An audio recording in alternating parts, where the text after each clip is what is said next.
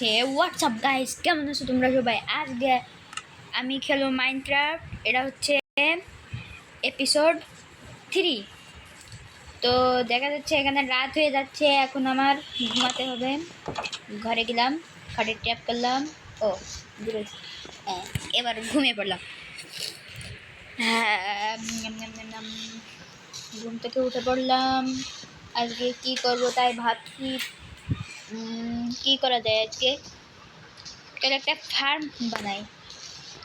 Farm বানানোর জন্য আমার উড কাটতে হবে। প্রথমে আমি এখানে এটা নিয়ে নিই।